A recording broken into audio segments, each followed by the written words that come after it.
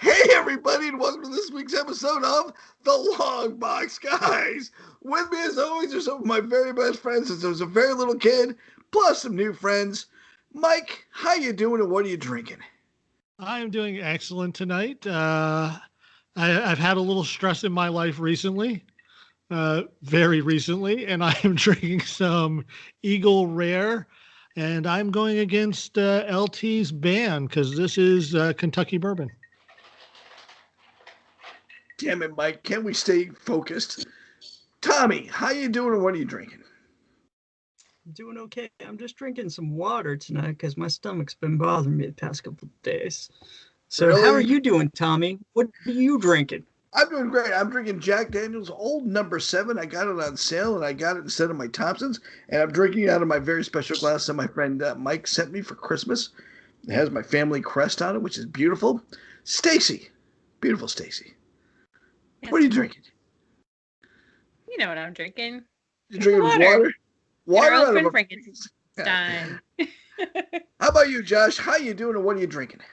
I am polishing off a honey from Treehouse, a 7.9% double IPA. It's pretty freaking fantastic, and I'm doing okay. Doing all right. Feeling okay.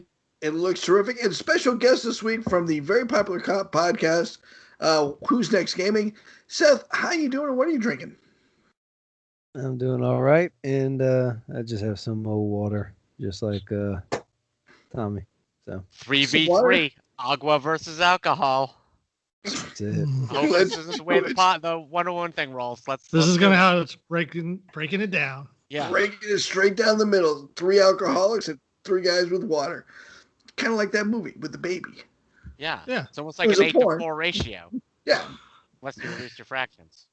And as Mike just alluded to, we are going to be talking about Wonder Woman 84. As everyone remembers, the great Marsden always thought that Wonder Woman's best power was that she was able to submit to the will of others.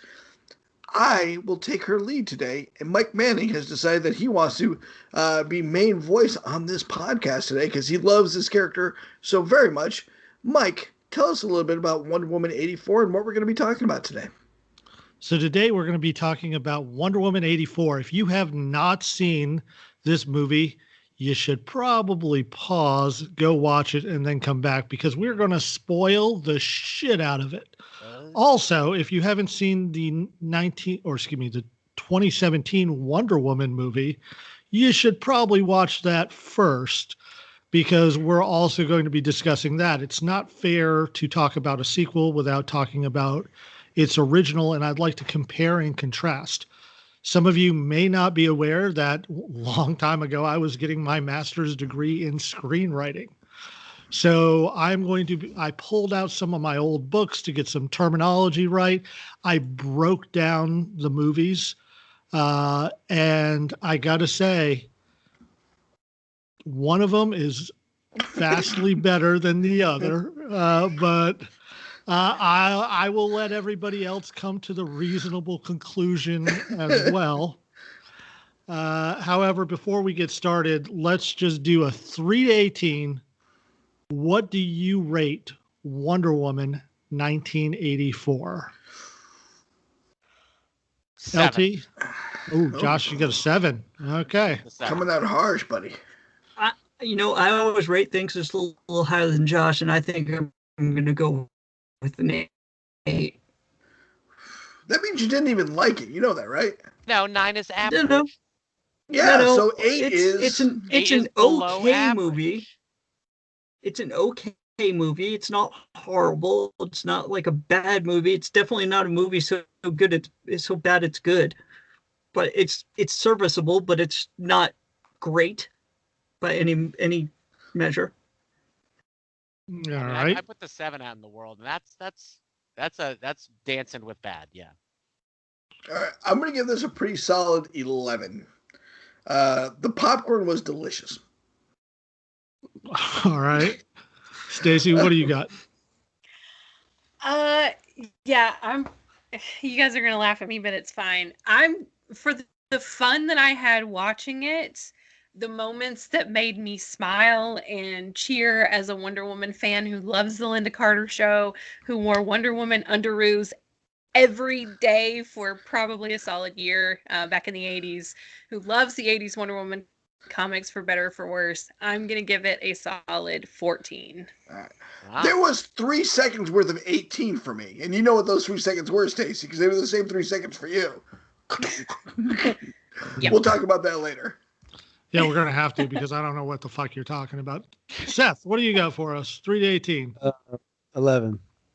And 11 also. Oh. All right. Wow. And I am going to join Josh with a 7. And you're talking to a guy who collected all of those comics back in the 1980s because Wonder Woman holds a special place in my heart. So let's first start by talking about the director for both movies was Patty Jenkins. Normally when you talk about a movie, the director is the auteur, and they're the ones who are establishing their vision of what they want, but everything is based upon the script. That's the framework of the movie itself. The Wonder Woman movie was written by Alan Heinsberg, who also wrote Wonder Woman for the comic books. The Wonder Woman 84, or we're just going to call it WW84 to get the difference between that and the Wonder Woman movie. That was written by Patty Jenkins, Jeff Johns, also a comic book writer, and Dave Callahan.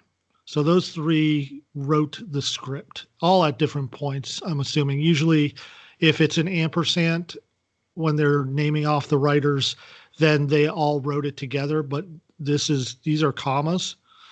So that would imply that one person wrote the script, then another person did a rewrite, and then another person did a rewrite.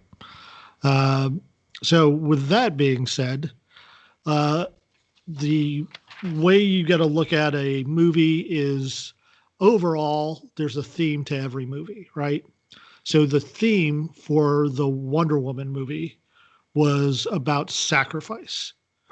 Everywhere you looked, there was sacrifice, from Robin Wright's character sacrificing herself in the beginning to save Wonder Woman, from Wonder Woman sacrificing her homeland and everyone she knows and loves in order to go into the world of man, and to Steve Trevor sacrificing his life to save hundreds of thousands of other people and to save the armistice, the peace that they were trying to preserve and that Ares was trying to stop. So that was all a movie about sacrifice. What do you guys think? And I'm being honest. I think I know what the theme of the 84 movie is, but I'm interested in what you guys think the theme was. Well, raked raw and I think thrown in our face was the value of truth, right? It was pretty much the continued repetition of that throughout the film, even just through character dialogue, was what I thought they were going for. I don't know considering my rating, I don't know if they did a good job striking home with that theme, but I think that's what they were trying for. I would say, I'm sorry, go ahead. No, go ahead. I'm curious as to what you guys think. I was going to say another theme I would say that's part of it, I would say, is probably that it's not too late to make the right decision. I think that was kind of inherent in a lot of things, whether it was about renouncing your wish, and even the villain of this movie gets to make the right decision and kind of come back around, which I actually appreciate. I think it's one of the things that bumps this movie up a bit, because I think many times the solution is beat the bad guy and kill him. And it was kind of interesting to see a more peaceful resolution to the end of this, where even the villain, there's a bit of humanity to him with his son. And we actually get to see that kind of come around where he realizes the error of his ways. And so, yeah, I think that might be another theme throughout. Well, I think the real thing was to thine own self be true, because that's when characters actually start flourishing. Diana had been lying to herself, allowing herself to be with Steve. Steve was lying to himself, allowing himself to even be alive. Felix Faust I'm going to call him Felix Faust because that's what I want to call him. God damn it, because that's who he should have been. Was lying to himself, and he should have just stayed and been a better dad to his father. And of course, the scientist who became the cheetah should have stayed true to her own self and been the good, happy, humorous, fun, loving person instead of the sexy bad girl that she became. One of the most terrible tropes. So to me, to thine own self be true was the obvious theme of this. Okay, what about you, LT? What did you think the theme was? So, in addition to like all the things that you've been saying, to bring it down to a more base level, also, there's also this theme of like, there is no free lunch. Like, even though you've got this wishing stone, there's always a cost to whatever you're doing. You still have to give up something in order to get whatever you want. Was one of the basest things in the movie. So even the guy who wanted a cup of coffee still had something that he had to give up. It was hot. It was too hot. Yeah. Yeah, he wanted free coffee, and he would say, "You got it." He's like, "Ooh, hot." Ooh, hot. He got the coffee, but burned the roof of his mouth. Small wishes, small consequences. Yep. Stacey, what do you think? Yeah, well, I mean, I agree with what everybody else has said. I think part of it, too, is be careful what you wish for, because you might get something, you might say something, and the wish you get is a literal interpretation of that, which is not great. I think that's what we saw with Barbara. The other is be careful what you wish for, because you're getting what you want, but it adversely impacts other people. And I one of the things I think they did really well, and maybe this is just because literally the day before we watched it, we just finished the Hulu documentary about Reagan. And so being in the mindset of that greed of the 80s and then watching this movie, it was like, man, the 80s were awesome, but they kind of sucked in terms of the way people acted. Right, and that's actually a great point. I think what's interesting, though, is we all watched the same movie, yet we're walking away with slightly different variations of what we think the theme is, which to me indicates that there's something a little off about how the story structure was set up, because it's not readily apparent, although we're all along the same vein, though, right? So it's close. It's just not grabbing you. Like, did anybody have a different theme for the first Wonder Woman movie? I know I'm asking you about a movie that you probably watched a few times since 2017, but other than Sacrifice? It was pretty obviously about Sacrifice to me. The underlying one was also War is Hell, but yeah, that's the ones that pop out. So what we've had is we've talked about envy, we've talked about greed, we've talked about truth, but it's all the basic same theme, is that, you got to be careful what you wish for, et cetera. Greed is bad, envy is bad, et cetera. So I get that that's the theme of the movie. Then you purposely choose a setting. If it's not set in modern times, there has to be a reason. And the reason you set a movie in a different time period is because that time period itself is a character. So a great example of that is the Luke Cage, right? It's set in Harlem, even though it's in modern times, but Harlem and the music scene actually becomes a character in that. In the first Wonder Woman movie, it's set in World War I, because World War I, the trench warfare, really depicts the horror that is war, especially with the mustard gas, etc. It's a great setting for a movie about war, especially because it was the first World War, and it was supposed to be the war to end all wars. And as Stacey just pointed out, there's a good reason for setting a movie about greed and envy and, trying to get all you want without worrying about the consequences, is set in the 1980s. So again, I understand the setting for the 1980s. Now, whether that's effective or not as a character, we could have that discussion, and I'm sure we're going to dissect that later on. But again, it makes sense the way that the filmmakers were going, why it's set in that direction. So now that we've got that, the way most structures of movies start is you have to have the hook. It's something that's going to grab the viewer's attention, and within a few minutes, it lets the viewer know what the movie is about. In Wonder Woman, it's the scene where the truck delivers the package from Wayne Industries to Diana, and Diana starts looking at it, and it's setting up the flashback to World War One. So it gives you the idea that the hook is this is going to be an origin story. The hook in this movie is a little different, and that is the American Ninja Games of Themyscira in 1984. What did you guys think of the opening scene? Besides them having used the, I believe it was called, what was that thing at Holyoke Mountain?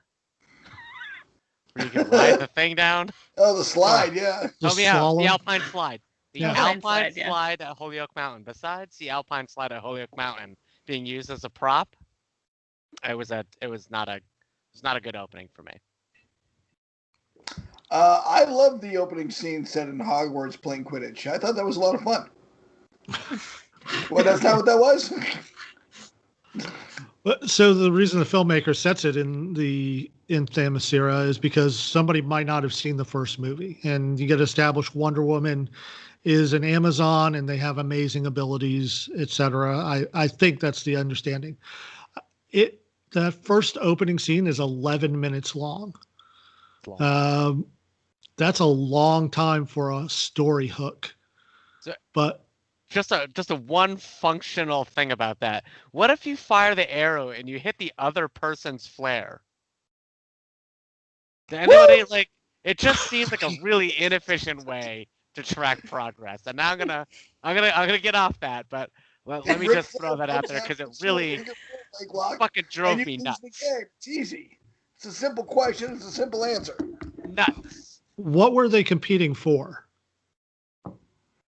Pride. Who was Honor? worthy of that or something like that, right? Wasn't it for like some kind of title or some shit? Yeah, it's a 1 year long title, the best in the business. The best in business. I believe that's what it was. And I believe, Tom, there was at least a small trophy to go with that title. Best in business. They were the champions, right? Yeah. It was a contest of champions. Best in the business, mother trucker. I didn't know if it was one section of Themyscira gets food for the year or not. I didn't know what the whole point of the competition was. And here's where I think the first mistake is. They have a whole backstory about this Amazon who saves the planet or whatever, right?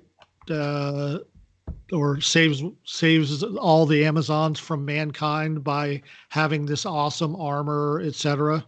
You already had a movie that set up that the Amazons have a mother box.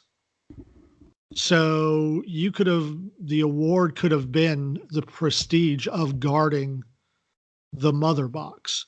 I think you're projecting what you want into this movie. That's I'm just making a suggestion because it would tie in to the other movie and show that the Amazons who are protecting it. I'm just trying to find a reason for the scene. Yeah, there's nothing that makes it relevant. Fundamentally, the reason for the scene is to show that is to establish that in that moment, Diana was being very immature and wanted to win, but she didn't win the right way, the truthful way, and that she continues to make that mistake into the movie. I mean, that fundamentally, story-wise, that's why they did it. Now, why they were doing that competition other than the honor of being photographed for their Instagram in front of that statue, I don't know. I thought it was a beautiful scene. I get where the criticism is coming from, though. I mean, 64 Mike, years later, she makes the same mistake. That's all. There's no shortcuts, Mike. There is no shortcuts. That's There's true. no shortcuts. There's So- no There's no easy lunch, way Mike. home. So- Yeah. The Now- Alpine slide is worth the money. So the can't next use thing it. you want to do is You have to find a woman. go ahead, No Seth. short- I said you can't use a sex robot. You got to find a real woman. No shortcuts. I'm not sure I agree, but let's keep going. That's the lesson I got. There's out a of whole nation called Japan that will disagree with you. For you angry Japanese listeners, send your angry tweets to @the Longbox Guys. Yeah. So the inciting incident is the thing that sets up the story in motion. And it doesn't have to be the first thing that happens, but it's in the first act, because usually there are 3 acts to a movie. If you break down, the first act is the first 25% of the movie, second act is the next 50%, and the third act is the last 25% of the movie.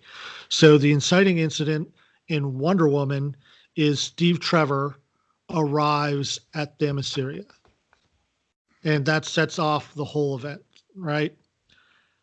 What's the inciting event that sets off everything in motion for Wonder Woman 84? That weird robbery. There was The heist. the heist for underground 80s ancient archaeological stuff. Is that what they- Yeah. Yeah, I think it's her wish. I think it's yeah, Diane's Actually, that- no, I well, agree they get with the them. stone- Yeah, they get the stone that way through that shenanigans of that and Wonder Woman saving it, and then that's kind of what ends up rolling the ball there.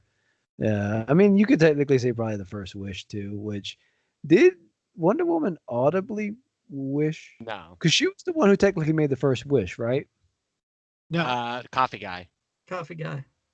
Okay. Guy wishes for coffee. and then causes Diane the gets it. destruction of civilization. Yeah, Yeah. and he does get his fucking the roof of his mouth burned. He got what he deserved. So- Instant karma. So, Seth, what you're talking about is the key incident. I don't know. If And that's we'll 25%. go back to that, because sometimes the inciting incident and the key incident are the same thing, or they're different things. But what starts the action flowing for the movie is the heist. Now, I thought this was a horrible scene, right? I wasn't impressed with any of the action. Apparently, Wonder Woman instinctively knows where everything bad thing is happening in the city and is moving so fast that nobody ever sees her, and video cameras only record up until they're broken, or everything that was happening before gets broken. Like it's In it's a 1984's fishfish. defense, video cameras were pretty shitty. It's Yeah, shitty. yeah. 80s. I mean, That's true. most of those were Yeah. probably fake cameras. They were But just nothing- the whole reason they go to the mall yeah. for this whole scene is because it's the 1980s and people went to the malls in the 1980s, right? True. It's true. Yeah. There was So no I- other I thing. liked Yeah. Go ahead. I liked the setting being in the mall, but I have to say the whole like Wonder Woman knowing where crime is happening, when I saw Jeff Johns' name on the front of the movie and then saw that Sam's like, that's got Jeff Johns written all over it. And I don't know if it does. I there's no way to know that, maybe, but I was like, that just seems like I Jeff agree. Johns.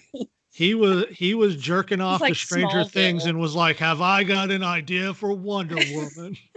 I'm just saying. It just felt yeah. like something that was out of an episode that he was involved with on Smallville or something like that. Like it felt very like early 2000s Outsiders comics that he was writing. Yeah, you filmed a scene supposedly set in the 80s in a superhero movie in a mall, and you made 0 callbacks to mall rats. I don't even know what's wrong with you people. Hey, you know what? If instead of that little girl that she saved, it was a little Lex Luthor, it would have made a lot more sense for future movies because Lex Luthor would be like, I've been fucking saying for years this broad exists.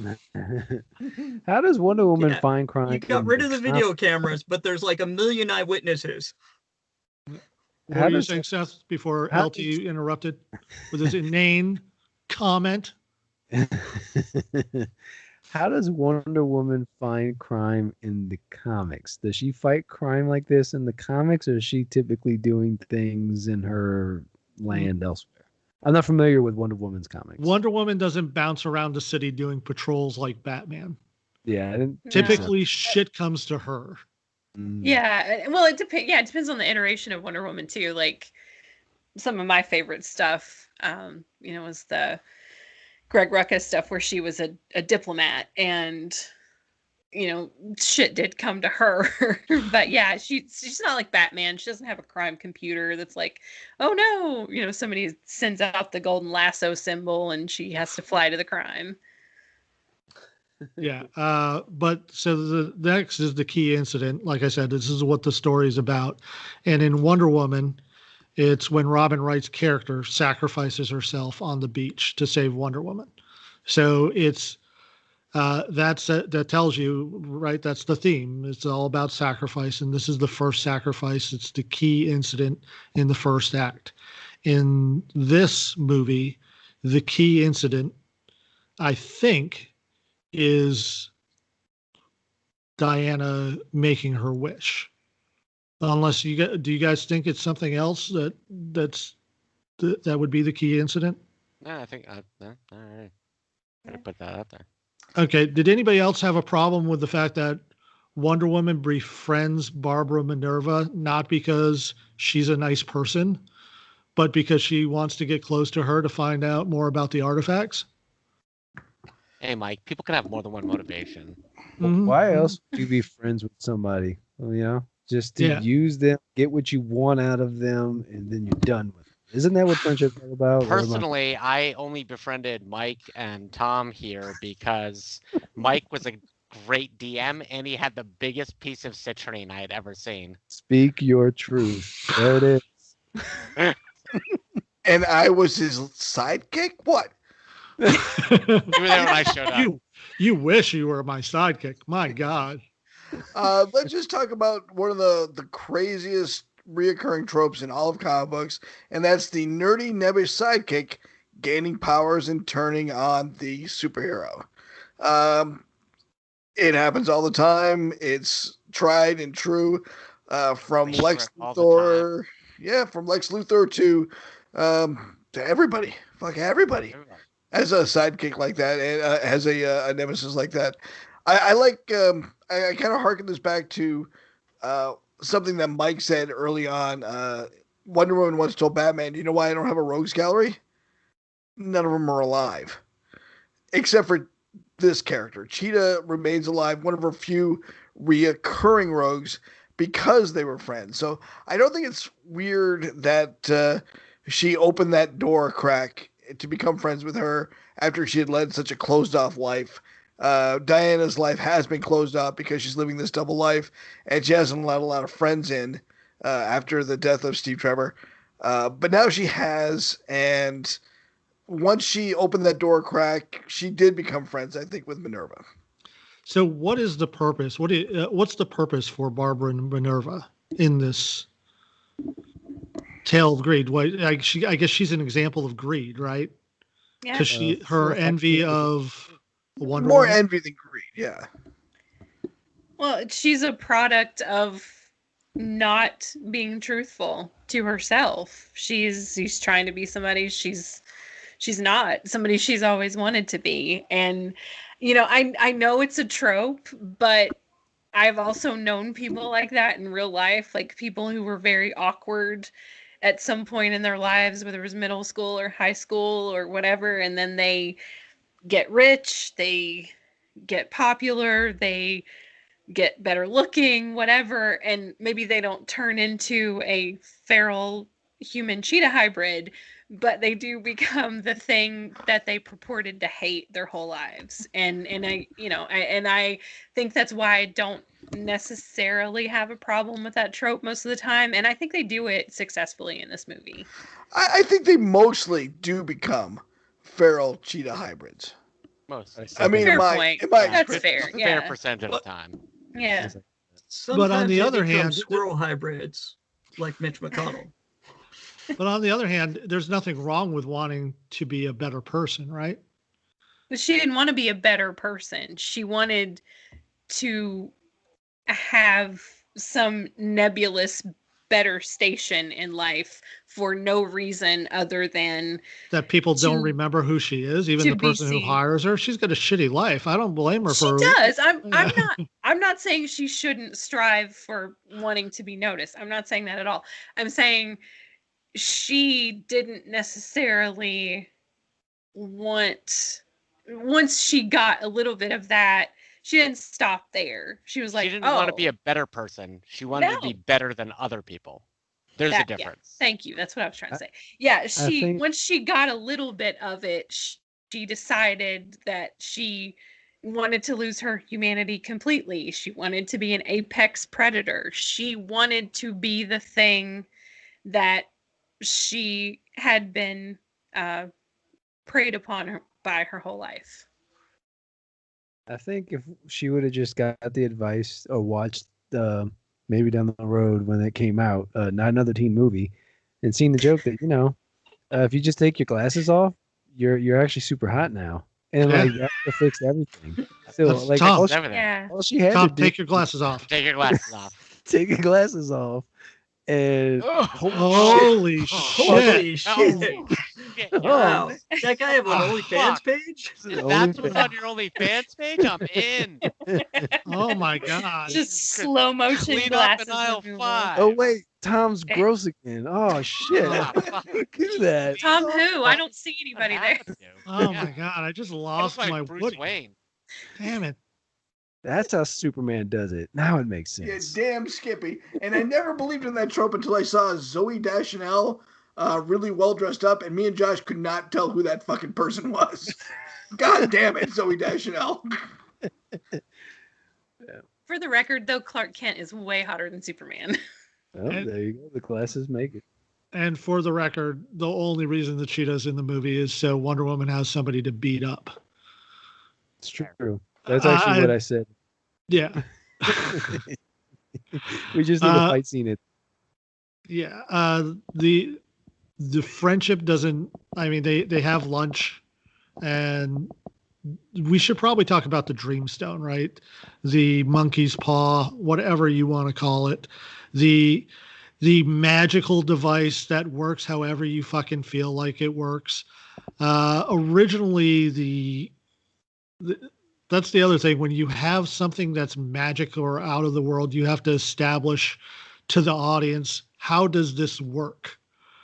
Right? So that way they can, like, we've all seen the Harry Potter movies. We can accept that magic works. You just have to kind of explain how it works. I mean, none of us are watching a Superman movie going, that's bullshit. That's not how someone flies. That can't be possible. Just because he's an alien doesn't mean gravity doesn't work. No, we're like, okay, great. He's from another planet. He fucking flies. Okay, great. Move on. But with this movie, it starts off one way, but then seems to kind of change how it works. In a typical Monkey's Paw, which is a short story, the wearer gets their wish, but something bad happens in return. But that's not what's happening here so much as something's taken from them. Something apparently, at one point, it's whatever they hold true or dear, which doesn't make any sense because I don't believe Wonder Woman's powers define who she is.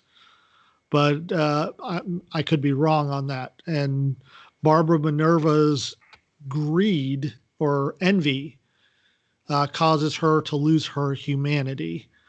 But then later on, when Max Lord gets a hold of it and then becomes the Dreamstone himself, So here's I think here's the rub, Mike, and that what you're rolling towards here is I think the theme is that when he becomes the stone, he gets to decide what he takes.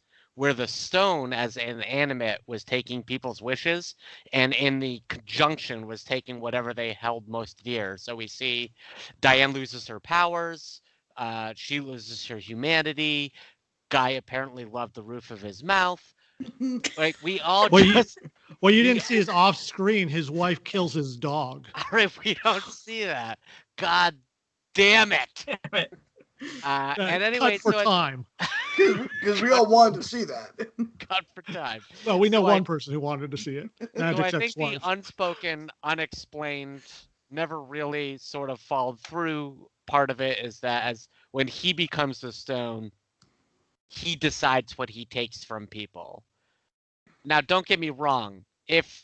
And Mike, you have often stated in many movies that we have watched over the past that exposition can be the enemy. In this case, a little exposition would have gone a long way in forming our villain into something fully functional. See, that's the weird thing. They did have exposition character, right? That one dude who shows up just to explain that the stone is bad. But then he doesn't explain it. But yeah, that's the fucking problem. Right? You introduce a guy whose only job is to give you exposition, and he doesn't fucking give you it. Like, dude, there's a book. That shit happens. You guys all should read this fucking book if you want to know what the fuck is going on, because I'm not going to explain it. Best ice cream. Listen, he was just following the format of Reading Rainbow. He got them halfway there, and he was like, but don't take my word for it. That's true. As a side note, there are still 350,000 Mayans living in the Yucatan Peninsula whose first language is still Mayan, and they don't learn Spanish until they're in higher grades. I just want to say his civilization has not been wiped off the map. They're still there, and you can visit. I've met a bunch of them. I met 3. So 3. I don't want to meet another. I'm good. So let's move on to the first plot point, which this is the moment that changes everything. The main character reacts in a strong and irrevocable way. So in the Wonder Woman movie, Diana leaves Themyscira for the world of man, knowing she will never be allowed to go back to her homeland because her whole mythos, her whole ethos is my job is to save mankind from Ares, the god of war. What is the first plot point in this movie where something that Diana does changes everything? Is it the wish? It's the secret wish, yeah. Or is it Steve Trevor coming back? Yeah, it's the wish. Well, it can't be Steve Trevor. She needs agency for that, right? Yeah, that's why I'm trying to figure out what's the first plot point. There is agency of stop raping that guy and give him his body and his mind back. Okay. Oh, there. Now we're coming in with the rape hammer. Coming in hard. Somebody opening the door. Coming in hot. All right. We're not going to sugarcoat it. We're not going to call it romancing the stone. We're going to come in hard. All right. Everybody, So citrine, you should romance something. I'm pretty sure that guy did not want to romance Gal Gadot. Like, all I'm right, pretty sure. Let's get into that. Everybody at home, put your seatbelt on because we're about to take a quantum leap into rape. It's about to get hot around here. I mean, all right. So, Seth, go ahead. Explain your plot, your point. Oh, okay. So apparently Steve Trevor does not just come back. He takes over someone's body who everybody else sees the victim.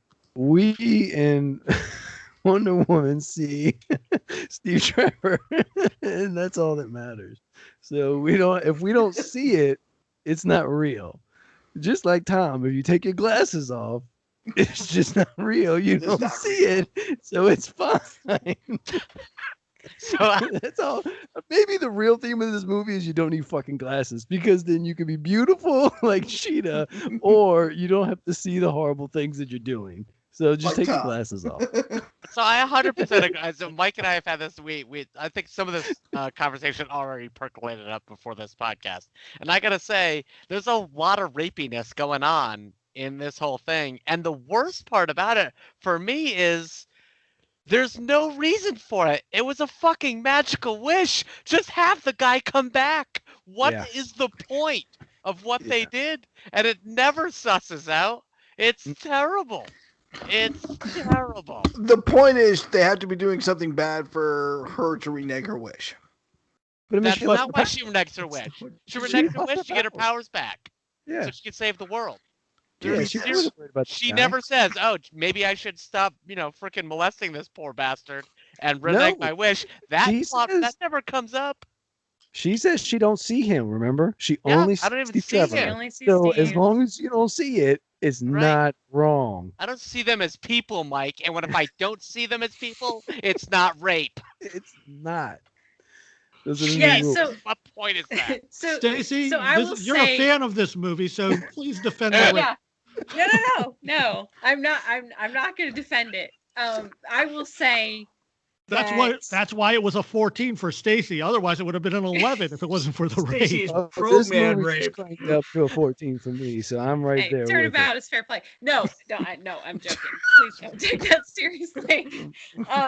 No, so that is the one. So in the first movie, it was a great movie up until the fight with Ares, because the CGI was so horrible and we didn't need to see his face, and I have a whole litany of problems with that.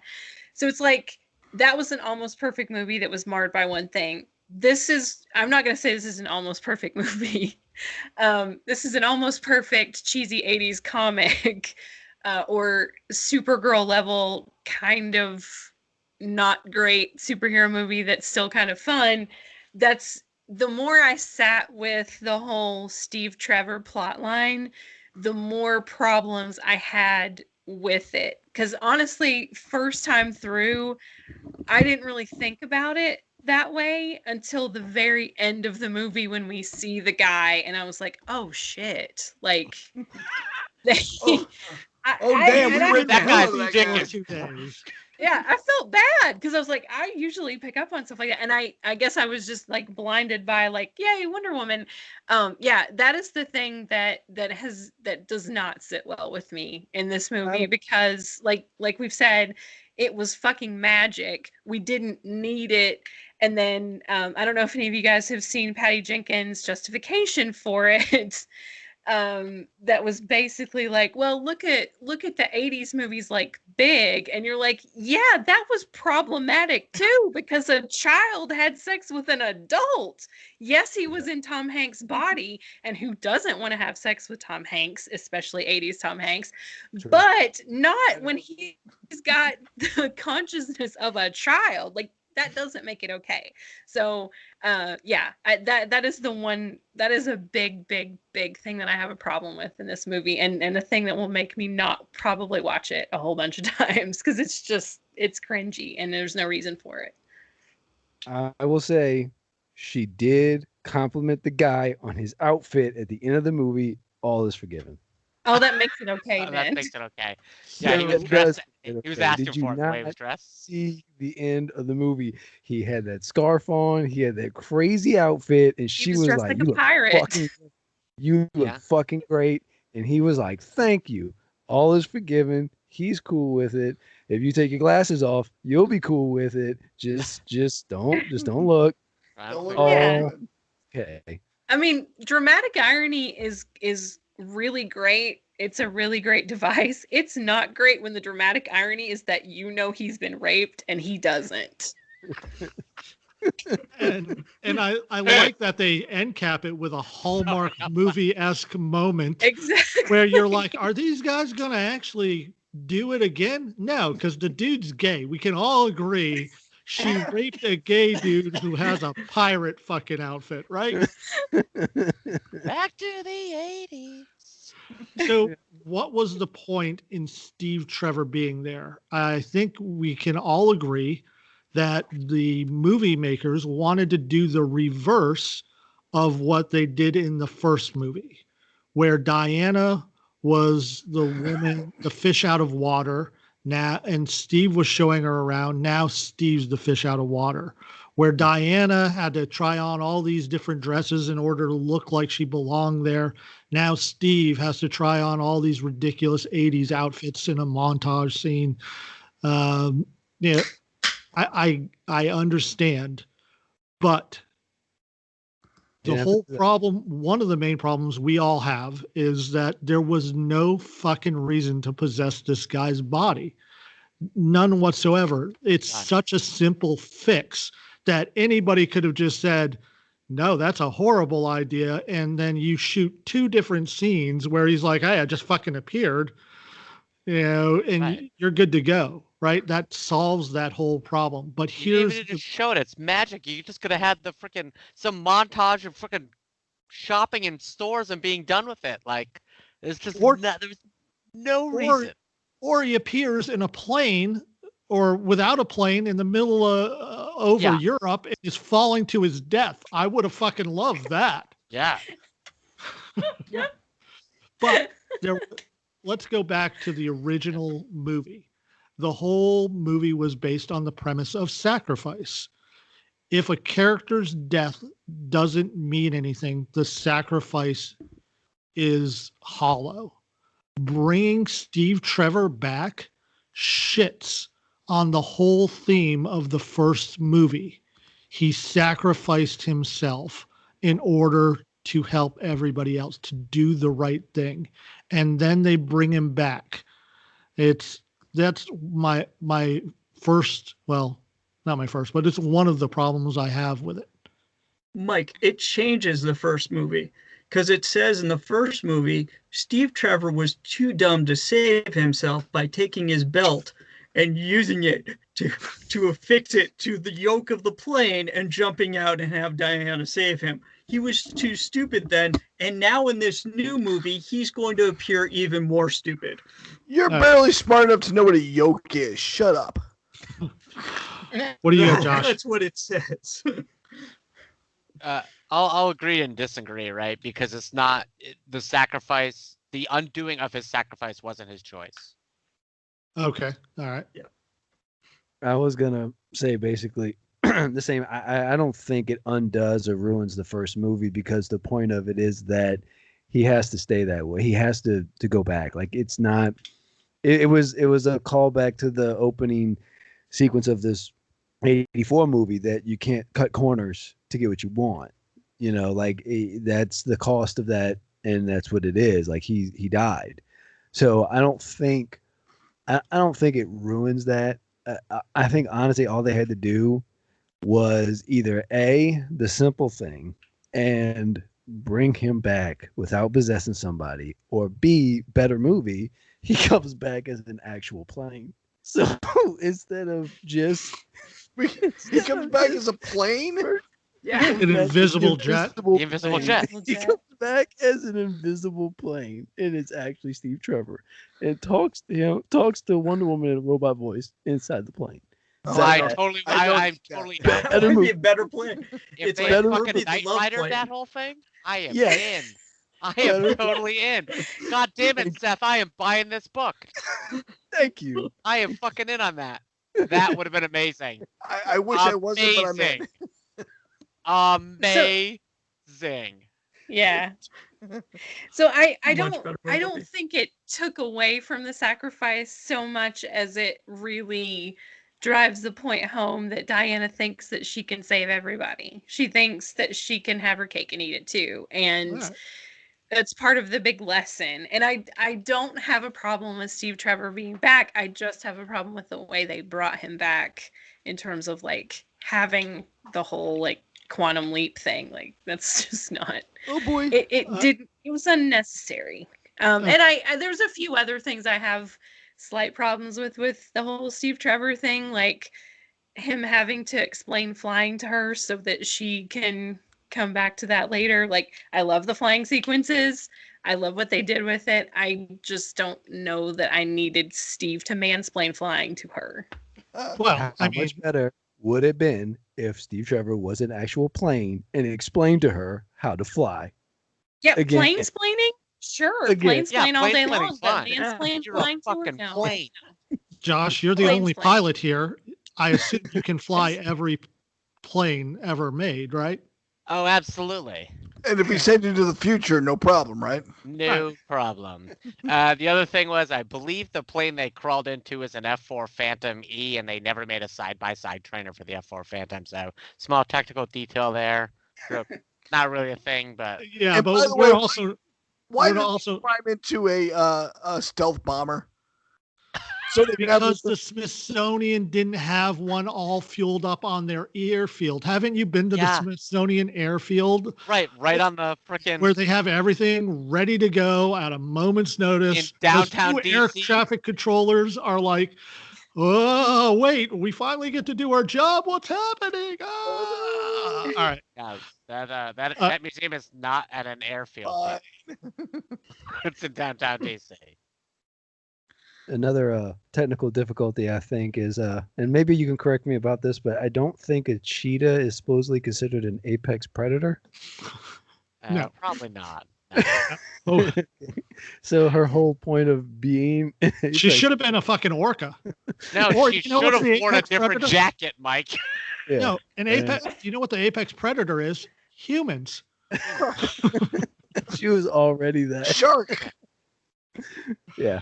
In the So ocean, shark. I mean, while we're on we're gonna technical, get king you know, sharks. Yeah. technicality.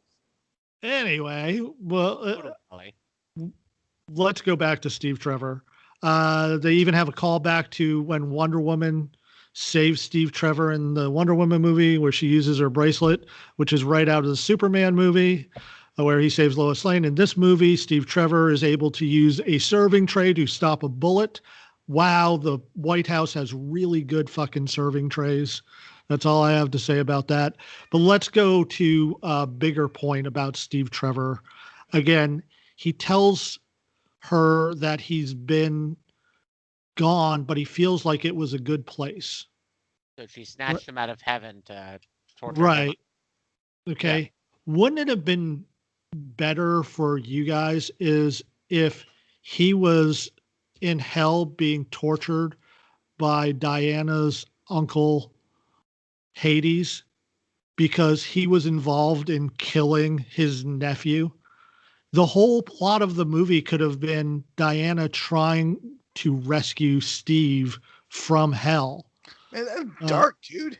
Yeah, but it really made fucking more- dark. That would have and been better. A great Yeah, It movie. wouldn't have been right? any darker than some Wonder Woman comics. True. Jeez, I don't want someone. Yeah, but Seth, what do you It think? gives more justification for taking over somebody's body and having to the dilemma of sending him back or not. There's more weight to those stakes. Josh? Yeah, absolutely. Like that. I mean, even just that. Mike, I appreciate your insights to all this stuff, and yeah, the tortured soul thing would have been a nice turn for this, And a much harder also- sacrifice at the end. right? Because she knows to she's send him back, right? to hell. Because she's like, oh, what's gonna happen? Oh, he gets to go back to heaven. The fuck? I'll see him when I get there. Like it's fucking life after death bullshit. And the other thing that would have been nice right there, and I'm just going to mention this, if you guys haven't played the game Hades online right now, if you're like a Diablo fan, man, that's a fun game. Get in there. The dialogue's great. The gameplay's amazing. Go play Hades. Like if you're a gamer, man, right now, go play Hades. I should have saved that for plugs, but I couldn't. It just tied in so well. So I will afterwards on our Patreon podcast, I will tell you, speaking of Patreon, we have another podcast called The Geek Leak. You can check us out at patreon.com/the Longbox Guys for a mere $1 a month.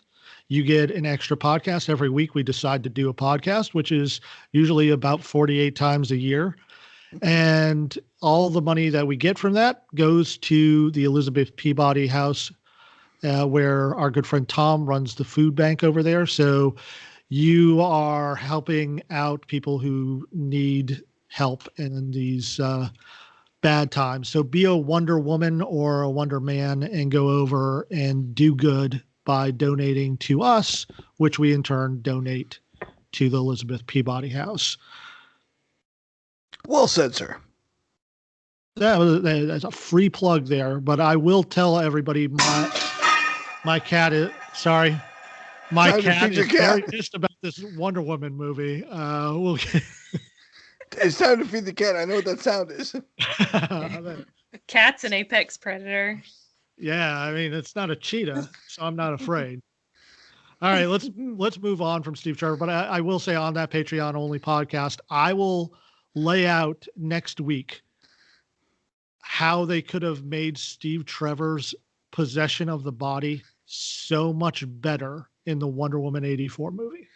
And next week on the podcast that we're calling Mike is Smarter Than You. No, Mike is smarter than Patty Jenkins, Jeff Johns, and Dave Callahan.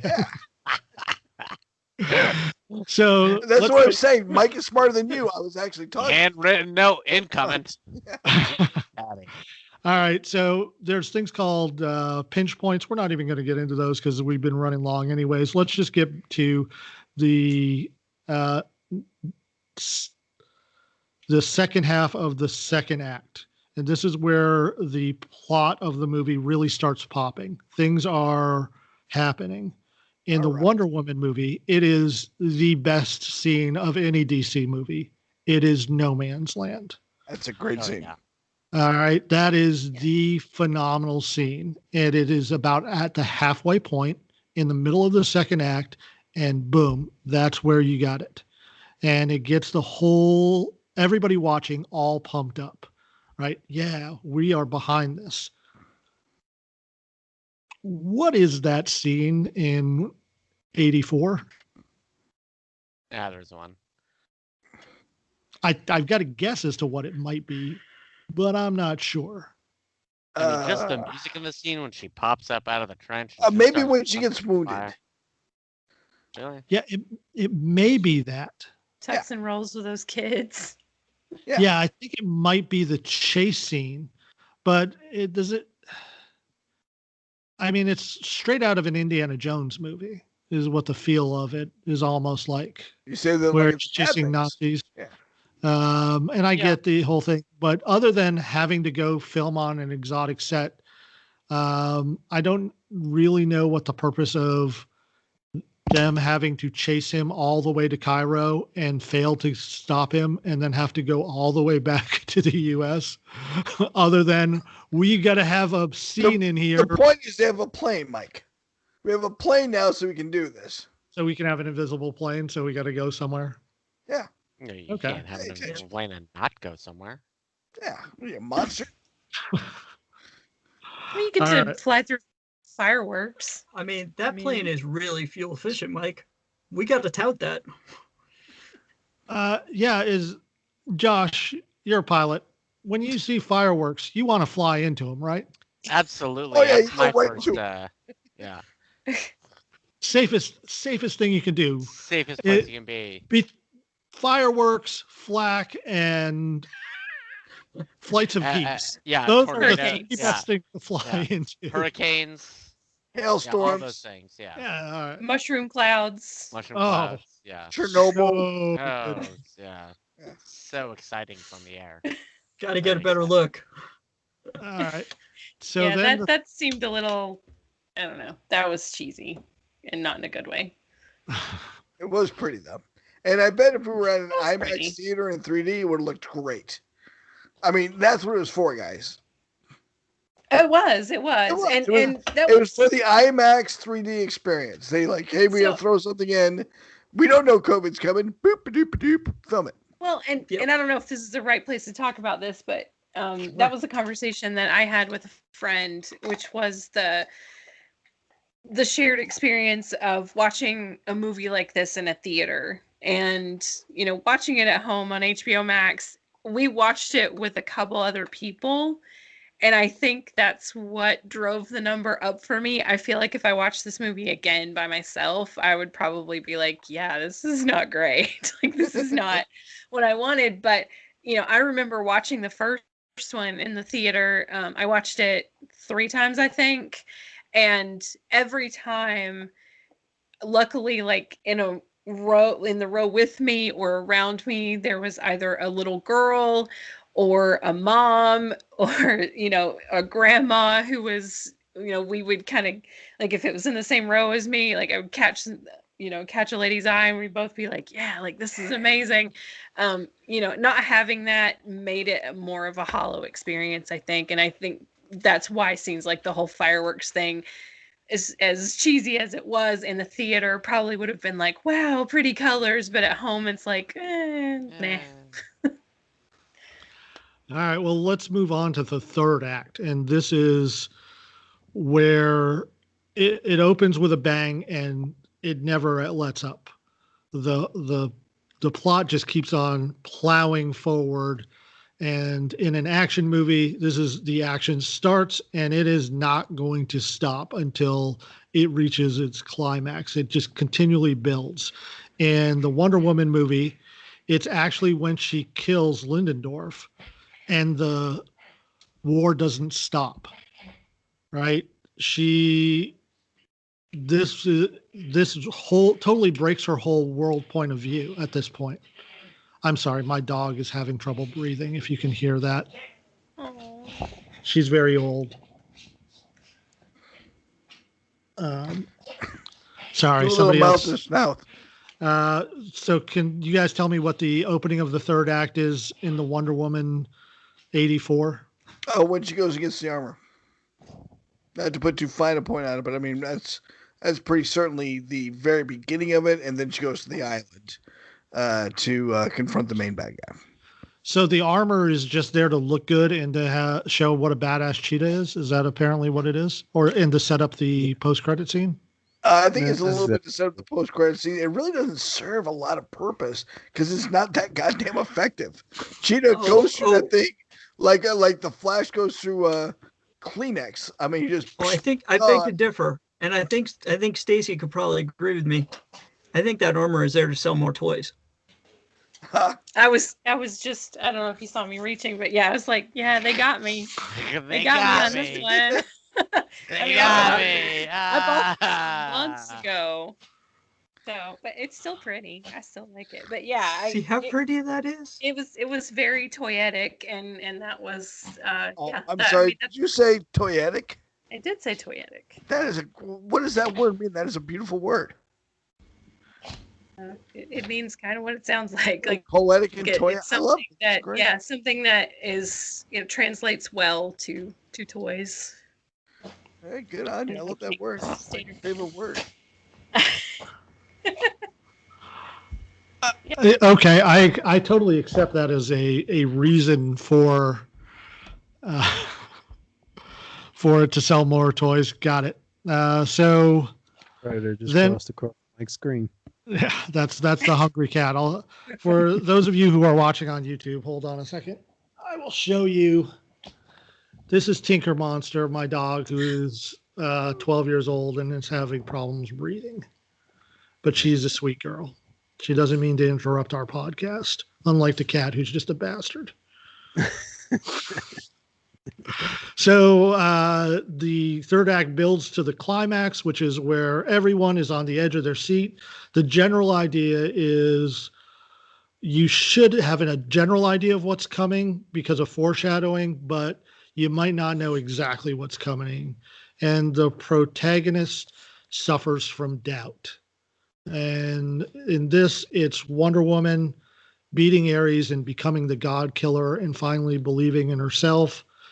In 84, what is the climax?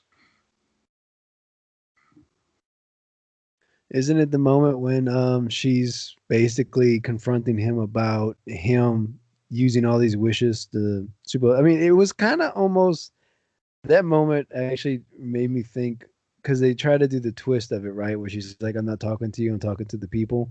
And I guess that's the high point there where he's about to have like all the power from the wishes or whatnot. But it made me think it was like a really bad version of The Dark Knight when Joker has two boats with bomb switches in each one, and Batman believes in the people to make the right decision. But in this one, it almost felt like they didn't have to, because not only did the people, I guess, make the right decision, although I think there is some like talk about potentially some people didn't give up their wishes. But I felt like when Maxwell Lord gave up his wish, I would imagine that gives up everybody else's retroactively, except for maybe Cheetah's and Wonder Woman's, right? Because if he was the wish that made everybody else's wish, and he undoes it, then doesn't it undo everybody else's? Well, that guy didn't give up his coffee. But that was before. Yes, he did. He peed right at that moment. He was like, "You're right." He peed and pooped. It went right through him. Yep. And the coffee's gone. But I would say the climax is that moment there, and then And it's a good climax, right? It's very rare that you see a superhero solve the problem without punching and without killing. Right? Yeah. I totally thought, based on Max Lord and Wonder Woman's history from the comics, that she was going to have to kill him. I would have preferred that it be in front of his son. yeah. No, really, because that's a much harder thing for Wonder Woman to do, is to save everybody by killing this guy in front of the son, and that sets up the son as a villain later on. But whatever, I'll accept it. It surprised me that she was able to get the lasso around his foot so she could talk to everybody on the planet, who, by the way, everybody on the planet speaks English. Yep. And even though earlier they showed that her lasso couldn't get to him because there was wind, and apparently the lasso could not get through wind earlier, but somehow it snaked itself over because fucking magic. It's a magic lasso. It can do anything. But what did you guys think of the climax? I know, Tom, you're a fan of climaxes. Can't hear you. You're muted. Yeah, we can't. You're muted, dude. We're not just talking about your looks because of the glasses either. Thanks. Of course, I am a big fan of climaxes. This one kind of left me kind of flat-footed. I do like it when a superhero can defeat the villain without using violence. That's always kind of a fun, thing. And no, I didn't love this. Didn't love it. It left me. That's why I didn't get higher than the score I gave earlier. I think it was 11 or 12. 11. It was 11. 11.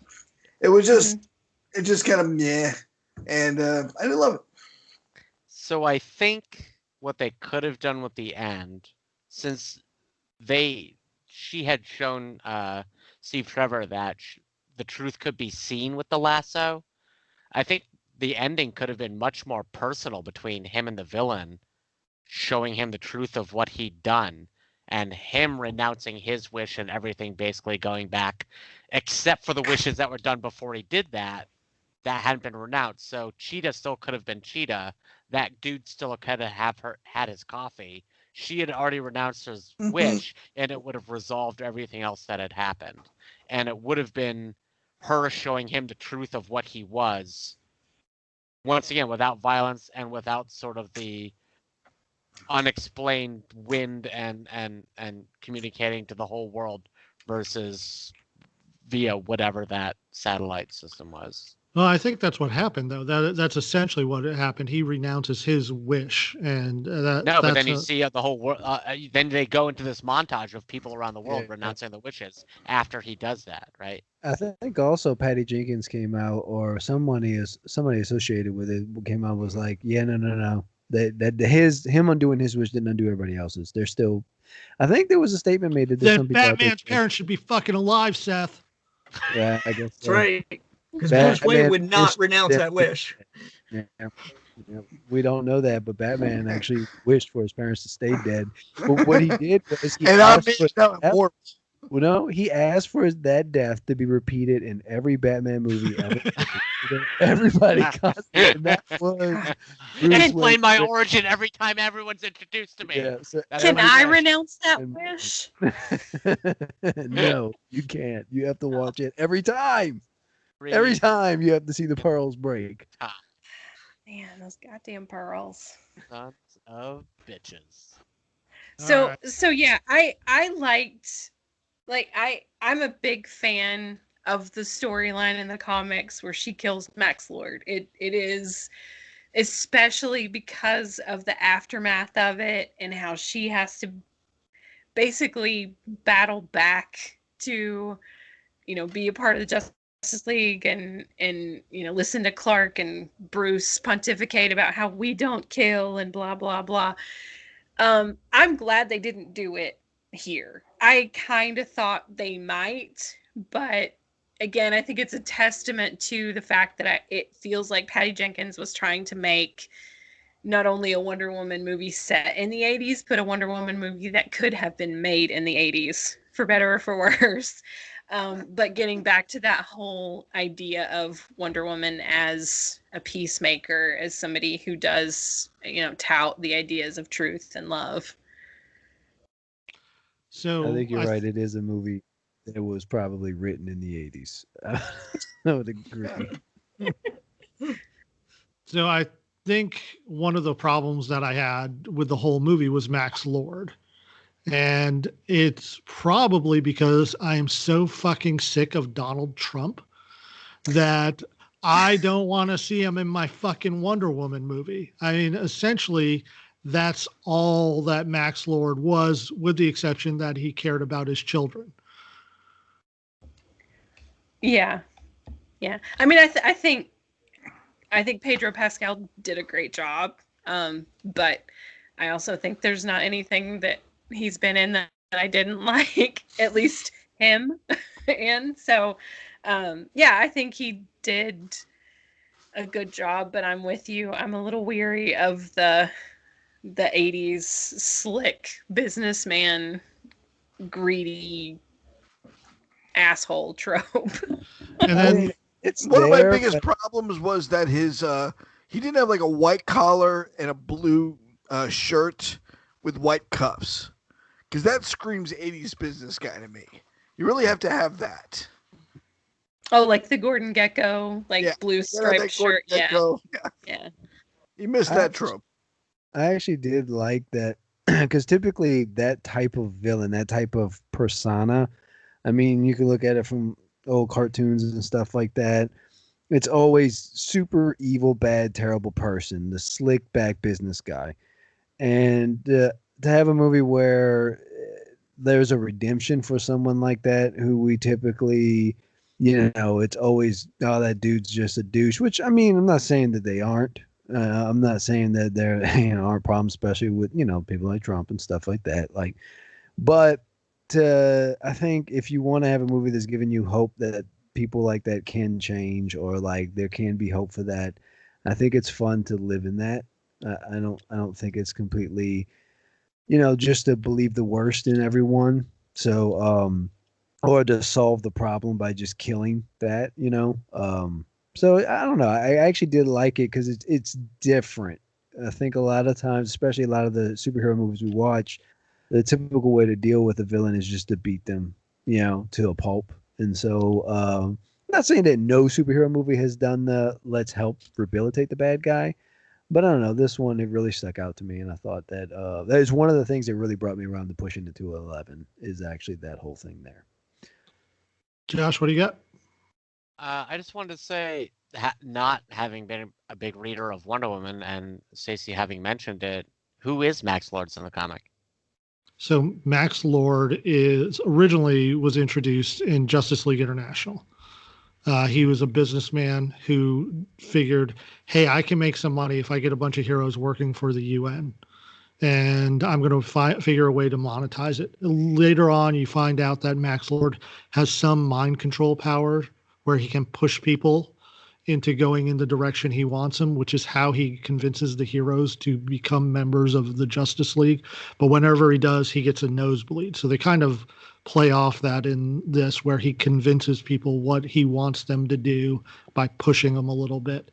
Later on, he goes from just a guy who's greedy to a downright out-and-out villain. And in a major identity crisis storyline, or one of the crisis storylines, he's controlling Superman.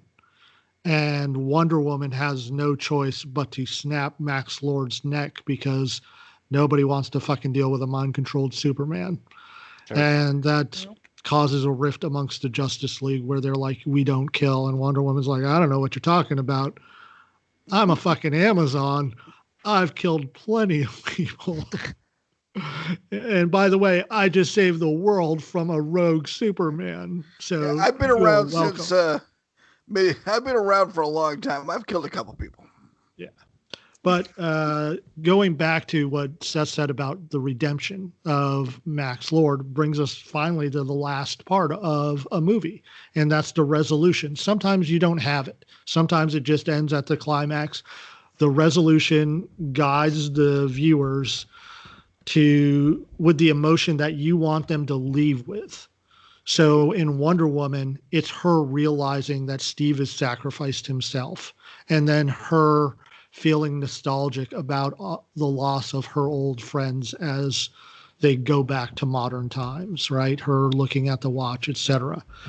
In this movie, it's the redemption of Max Lord who's guiding you in. So finally, Max finds his son and realizes that's what's really important to him. It's not the wealth, it's not everything that he's been working for. That's kind of the resolution. And then they also have, of course, the scene where Wonder Woman meets her rape victim. But They're meat cute. yeah, they're rape cute and then they're meat cute. I got it. So that's the resolution of it. I will say, on many levels, there's a lot of shit in Wonder Woman 84 that doesn't make any fucking sense to me whatsoever. And I think that's one of the things that why I don't like the movie is he goes to a top secret island and then somehow finds his way back into the middle of Washington, D.C., and his son emerges from a forest to have that magical moment. As one does. As one does. My wife and I were watching the movie, and I hear her say under her breath, "For fuck's sake." Because she was even like, I'm not swallowing this bullshit. But what did you guys think about the resolution? Apparently, there are no consequences to almost causing the end of the world. None of the villains get their comeuppance in this movie. Well, there aren't in the real world. Well, the story, we're shooting for redemption. That's not what the theme of this movie is, though. That was the last movie. None of the bad guys suffer anything from their actions in this movie. Well, they have to sit on their beds and think about what they did. Yeah. Wait a minute. That guy has a Wait, burned one roof woman of had to his think mouth. about her actions about raping that guy. It's true. That guy with the coffee, he has a burned roof of his mouth. Yeah. That skin is peeling. He's not It's one of the outside. villains, though. Yeah, How don't do know. we know? Definitely has to at least don't know. romance the gay guy. I would ask this: if, like, most times we correct somebody, put them in prison because they do something that cannot be, like, for instance, you murder somebody, you can't just bring them back to life. You go to jail for that, right? But if you're able to actually correct every bad thing you did by unwishing it, do you still punish the person? If you're actually able to correct everything that you did so that nothing bad happened. Well, I mean, Well, let's face bad it, the things guy, the victim, the rape victim, is probably going to get arrested by the Secret Service for assaulting a bunch of Secret Service officers. We got you on CPL and a lot of guys. It all reverted Kung Fu back. Master. But do they? So that's, and I what? can't I'm sorry. remember if that's a thing that they address. Like, do the people who They wished remember. things? Remember. like, Yeah. They do remember. they? So they The remember. wall. Remember, the wall fell in Egypt, right? And the water came back, Yeah. and people were like trying to rescue people and hydrate themselves. So there were Mm. real physical consequences to what happened. No, there Okay. were, but I'm saying I like thought everything was just undone. Max Lord. Is it enough for Max Lord to remember all of the things that he did? Because the president No, didn't remember. The Oh, that's president, true. Yeah. Reagan, he didn't remember. He didn't remember some of the stuff he did. He was like, I was just over here and I was over there. he seemed like he was a little confused about all the things when he was doing things because of the wishes. Yeah, because On he's some Ronald level- Reagan. He has He was no idea Ronald what's Reagan. He was going on confused about anyway. shit all Yeah. the At all time. times. Guy had a handful Yeah. of jelly beans in his hand in his pants. Give it, like True, but yeah. all I'm saying is we were shown somebody was not sure what was going on. I'm just going off of the cues the movie's giving me. My assumption watching it was that people didn't like some of these wishes, especially when it involved like other people and stuff. I don't know if they fully knew what it was they were doing. They were just compelled to do it. So I don't know. It is Right. very confusing. But there, I I mean, know. there like, were, just looks the- like there was still a physical impact to the world. I don't know. I thought I remember things like reverting back whenever he renounced the wish. Like things went back to what it was before. Everything went back, like the Superman movie where he travels back in time. Yeah. Mhm. Then, Ugh. but that's not what we saw, right? We still see Okay. chaos at the end, like there's debris and Yeah. DC's Okay. freaking destroyed right when he goes to find his kid. Which, if you Yeah. could have just shown Lex Luthor in somewhere in there, you would understand his whole motivation for every film later on. Like, these fucking superpower people almost killed everybody in the 80s. Why doesn't anybody remember this? Trash pickup crew in DC, and that's just the way DC was in the 80s. Like, wait, I don't know. That's actually That's kind of the accurate, act. actually. It's Yeah. Mary Berry. It's embarrassing.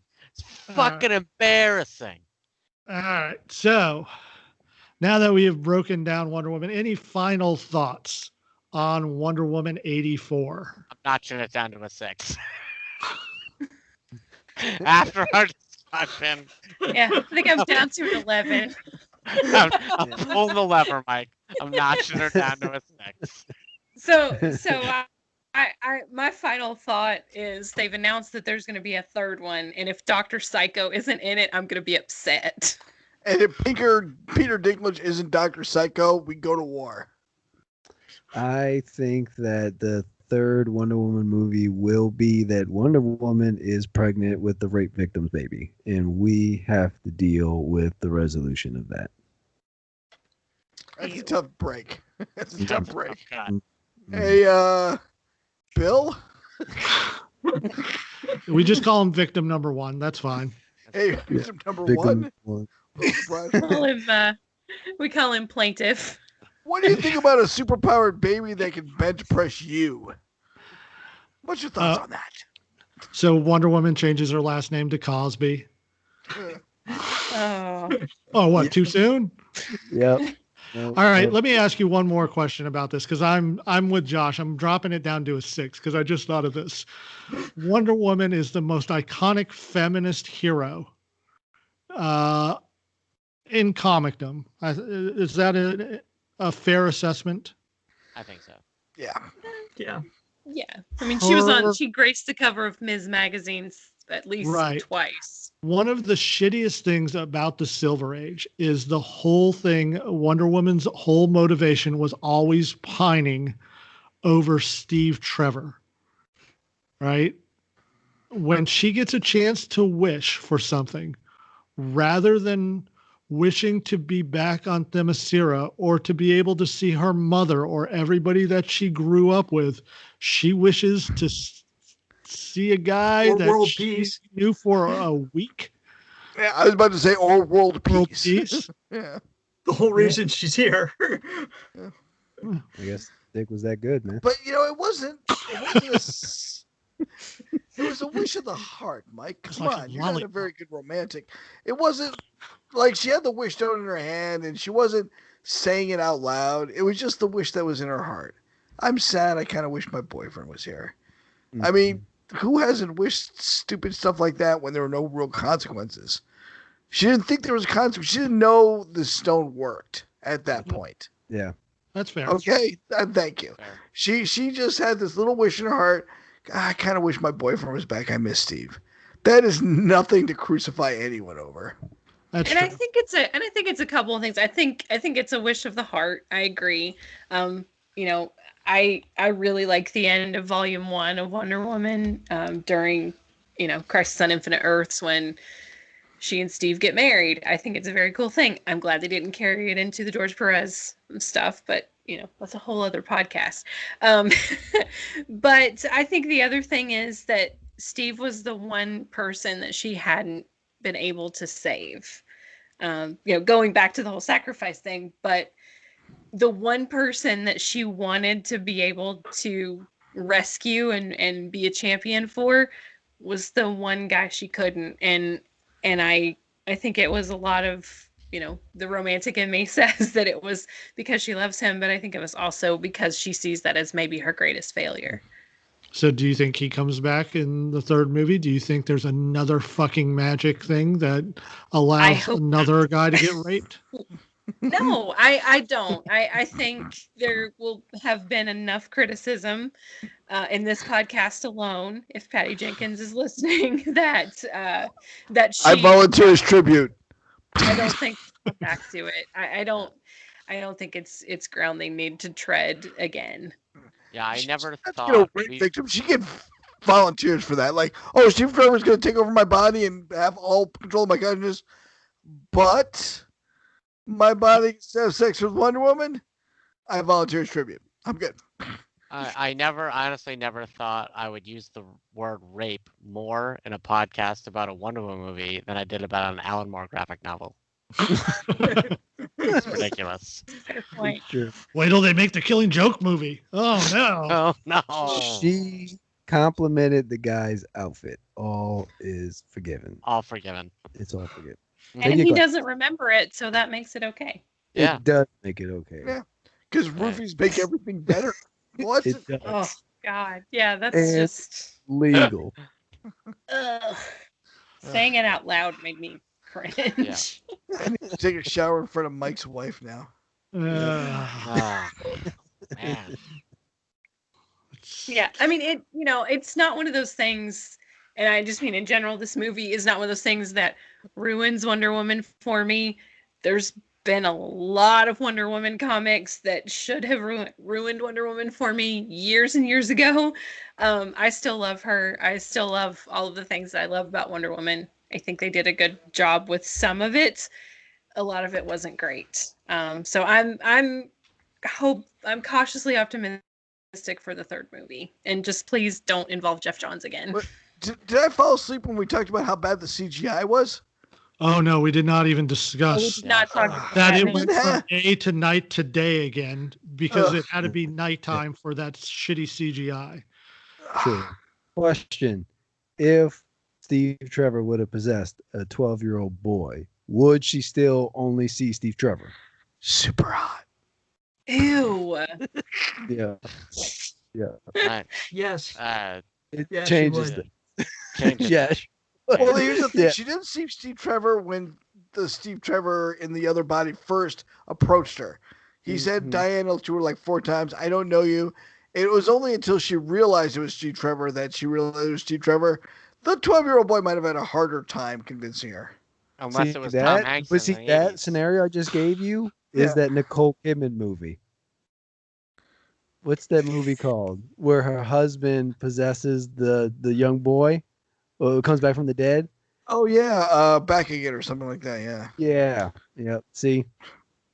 I blissfully have no idea what you're talking I about. don't- It's a Yeah. very Do it. strange movie. It might I have was been like, Karma. Karma or something. It was a Did very Die For? uncomfortable movie. But that was Yeah. the one where No, he not was to a die murderer. for. That was her just sleeping with a student. I know. I know, but that's what came to mind first. I knew it wasn't right. Yeah, that was a Alright. weird reincarnation movie with rape implications, and it was very bad. Yeah. So If you're gonna watch Wonder a Woman. reincarnation movie, watch Shelley Long's Hello Again. It's a lot. Oh, I don't love think that there's show. any- That's a good I don't one. think there's any rape in that one at all. Yeah, we'll see. Well, It's good. well, I guess I'm not going to waste my time with that then.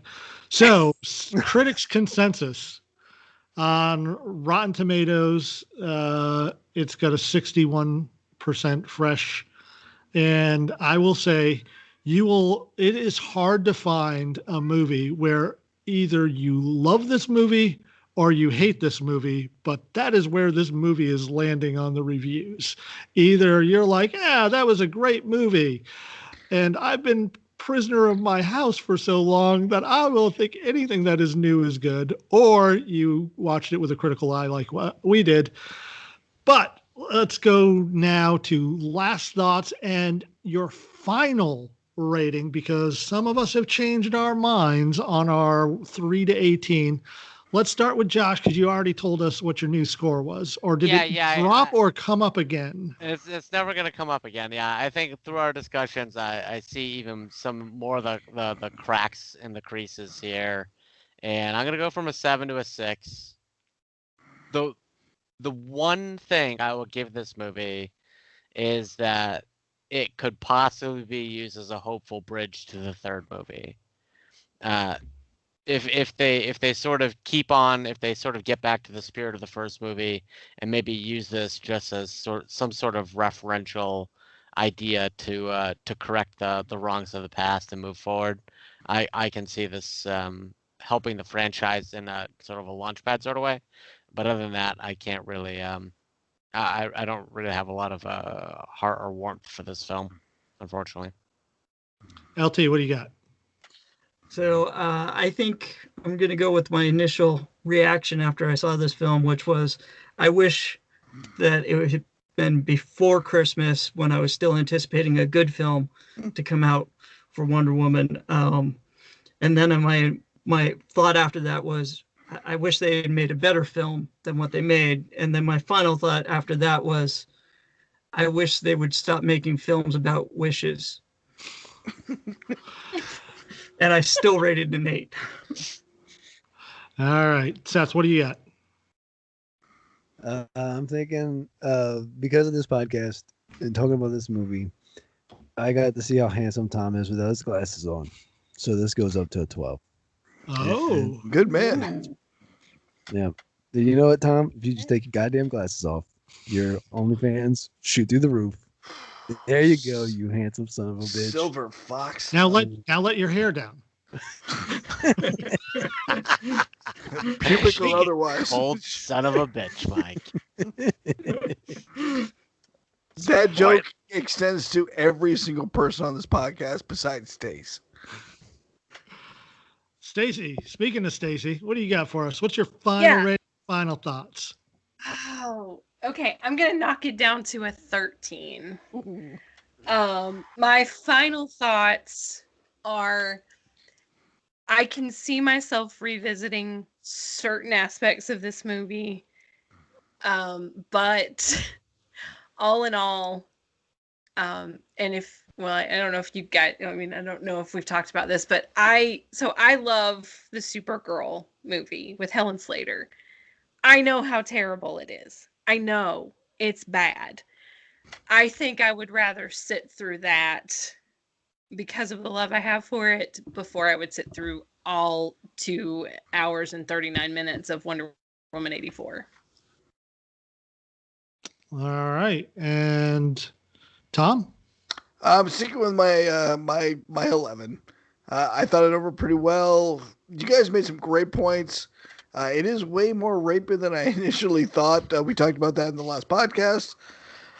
And I really wish they'd gone with a Felix Faust as the bad guy in this one because it just seemed like it fit so much better. And I hated the CGI on the cheat at the end. But, I paid my money. I enjoyed a lot of the fight scenes. The colors and the 80s brought me right back. It really captured the feel of the 80s. And at the end of that movie, I kind of had a good time, so I got to give it an 11. All right. Well, I will say that it is the 4th best superhero movie that I saw this past year. The first being Old Guard, second being Bloodshot, the third being oh my God, Harley Quinn's Emancipation. But it's only because I didn't see the New Mutant, so I don't know where that would rank. Yeah. Actually, you know what? I like this better than the Birds of Prey. So I don't know. That's really pretty amazing. I didn't. Yeah. I love Birds of Prey. It was a good sandwich. Yeah. That was this year? Yeah, it seems like so long ago. but I will stick to my rating. I was actually originally going to drop it, but you know what? After talking to you guys, I did not see, like, I was looking at it from a story structure point of view, and you guys have convinced me that even though I couldn't definitely see what was there and I had a general idea, you confirmed my hypothesis that the most of the plot elements that are supposed to be there were there. So I'm not going to drop it any more in the ratings. However, I will give credit to KatyaRomer.com, because when I was trying to, after I worked out all the plot points, I tried to look for somebody else who had also worked out the plot points. And surprisingly, this one random blogger and I had almost the same beats. And I was like, wow, that confirms that this is a really well-made movie. And the fact that most of us agreed on what the beats were in this movie saves it for me. I shouldn't be as harsh on it as I initially was. Just because you hit the beats doesn't make it a good song, buddy. I agree, but I thought it was a wreck from a storytelling point of view, but it's not. It's still a wreck. That doesn't do anything for me. Just because you hit the technical doesn't mean it makes it any better of a movie. I don't follow that logic. Well, my logic was I thought the filmmakers had failed in doing the basic work that they needed to, but apparently they did do the very bare basics. And I think a lot of the problems that there were reshoots, and it looks like there were 3 different hands in writing this movie. So I think that plays a part in it. Usually when I think it was probably Patty Jenkins and Jeff Johns who were the original screenwriters when they sat down to write it. And then they brought in Dave Callahan to fix the problems, but I don't think everything got fixed. And I think I see what they were going for, and I can understand why people liked the movie. It's just I'm too big a Wonder Woman fan to like it, unfortunately. Right. And with that, I think we should probably go to plugs because we've been rambling on a lot. Rambling on. Now, Stacy, you were showing us the Wonder Woman toy that you have. Where can people go to see your awesome toys? They can go to my Instagram. It is at Geeky Vixen, all one word. So I take lots of pictures of the toys that I feature on this show and just toys in general, and sprinkled in a few selfies and pictures of my dog. Awesome. Seth, where can people hear you if they can't get enough of your smooth, silky voice? That's it, man. Oh, and by the way, happy birthday. Oh, thank you. Oh, happy birthday, man. Happy birthday, Seth. Happy birthday. Thank you. Who's Next podcast? Go ahead and check it out. Who's Next Gaming.com. You can find all the stuff I'm doing over there. That's it. Thank you. All right. Anybody else have any plugs other than Kirby Crackle, who provides our geek rock music every week? You can check them out at KirbyCrackleMusic.com. I'd like to plug GeekOrthodox.com. GeekOrthodox.com. GeekOrthodox.com. GeekOrthodox.com. Hello, Tammy. GeekOrthodox.com, purveyor of fine t-shirts and other geeky things such as stained glass prints, Johnny Skywalker rocks glasses, socks, baseball hats, you name it, they got it. Whatever you need that's geeky, you can find it at GeekOrthodox.com. I am wearing one of their shirts right now, sweatshirt called Blessed Are the Geeks. True Bastards. Yeah. Nice. What's that from, Josh? It's actually from a series of books called The Gray Bastards. The author is a friend of Ian and Tammy. They're a great series of very fun fantasy novel about a group of half-orcs stuck between the world of men and true blood orcs, riding their hogs into battle. It's good. Oh, I want to read this. What's it called again? called The Gray Bastards. I just picked it up. I picked it up because Ian makes like 3 T-shirts for the series, and I'm like, "Ooh, what is this?" And then honestly, I own the shirts before I bought the book. Well, hopefully I can get it on my iPad because I got old man eyes. Yeah. Tom, you got anything to plug? Pentagon is still coming up, guys. I know we're all not going to be traveling down there. I might travel down there. A lot of people shaking their heads no. No one wants to join me in the plague zone that is That's a negative, Pensacola, Ghost Florida. Rider. No, I canceled the Airbnb, so you gotta. Don't worry, it'll be easy getting a hotel room. Diane Unless does it's have been turned into a hospital bed. Diane has offered to put me up in the spare bedroom. So I still have this hope that we can get down there, that the flights will be going and it won't be a death sentence.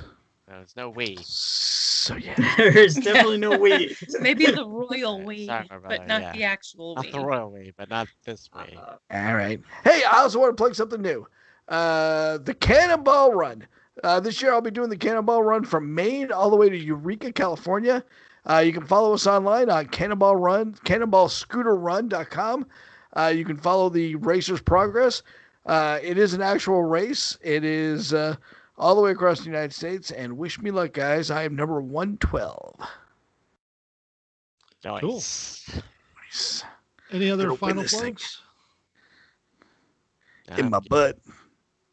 Yeah, speaking of in your butt, Tom page. what is it you... No, we're not sending anybody there. We can't do that to our fan.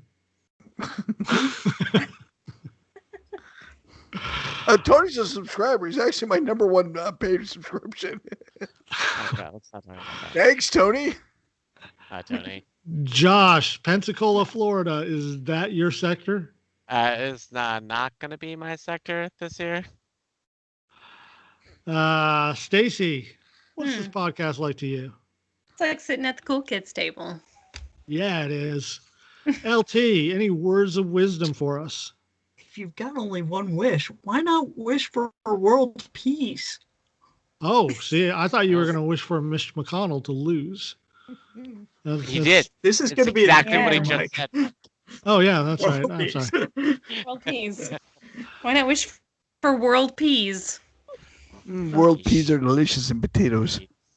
Seth, any final thoughts for us? Wear your mask. Yeah, don't be a dumbass. Wear a mask. Yeah. And, I appreciate everybody listening to this podcast. If you're listening to it on YouTube, we actually do have a podcast where we talk about comic books every week. You can check us out anywhere you get your podcasts, including Podbean, Stitcher, iHeartRadio, we're all iTunes or whatever it's called now. We're all over the place. Google Play. Yeah.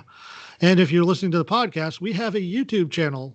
You can find it by searching for the Longbox Guys, where we post videos. Some of them even go into the history of comics over there, too. And we have some secret origins over there as well. Ooh. Tom, what is it that you always say? Don't diss what you hate. Just promote what you love. And Mikey, my good friend, what is this podcast like to you? It's like drunk history, but for comics. Those are great words of wisdom, my friend. And with that, aloha from the Longbox Guys. Bye-bye. Bye-bye. Bye-bye. Now you can stop recording, LT.